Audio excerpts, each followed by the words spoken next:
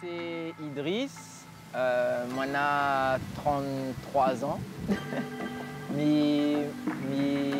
je suis né dans la commune Saint-Paul et moi j'ai grandi dans le quartier Muscadier, un quartier La Saline-Léo, dans la ville La Saline-Léo.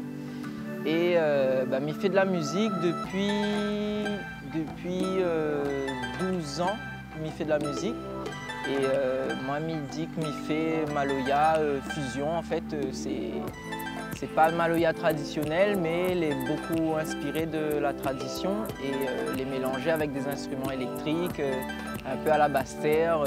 On peut dire Maloya électrique, Sega Maloya électrique. Il est assez spécial mon parcours en fait, parce que moi, je prends conscience de la valeur de la musique traditionnelle, en tout cas de la Réunion.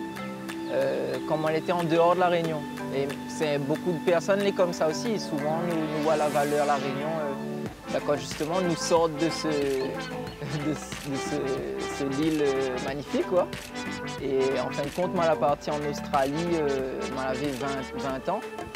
Et moi, j'ai fait la rencontre d'un professeur de musique, qui était professeur de percussion brésilienne, qui s'appelle Michael Boz, dans la ville de Perth. Et du coup, il demande à moi, c'est quoi votre spécialité, c'est quoi que ça il jouait dans notre pays. Et moi, à ce moment-là, moi, il est obligé de parler du Maloya, mais comme elle n'a pas eu de connaissances de transmission, Maloya m'a jamais appris ça dans les écoles, tout ça. Donc, elle a dû monter à lire que c'était le Maloya, mais avec le peu que moi j'avais en fait. Et le peu que moi j'avais, déjà, t'intéresse à lire beaucoup. Et c'est là que je me rends moins compte que, en fait, que déjà, moi j'avais des acquis, mais que naturellement, comme beaucoup de Réunionnais, on veut dire, on demande c'est quoi un Maloya, il va gagner jouer à peu près parce qu'il a grandi dedans malgré lui en fait.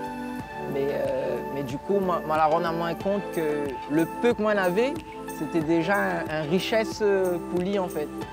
Aux yeux de l'étranger en tout cas, aux yeux d'une personne qui n'a pas grandi là-dedans. Et c'est là que je me rends moins compte que, en fin de compte, nous avons vraiment une richesse et c'est une affaire, il faut prendre soin.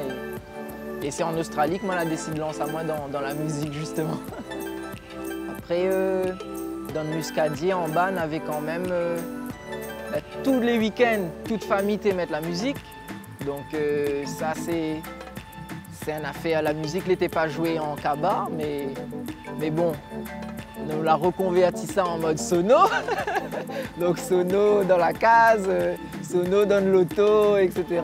Donc on avait toujours ce rapport à la musique. Mais bon, disons que l'île a évolué à une manière où l'île était contraint, elle était un peu poussée comme ça. Quoi. Mais on avait toujours la fête maïs, on avait charrette bœuf, on avait beaucoup de planteurs aussi dans le quartier.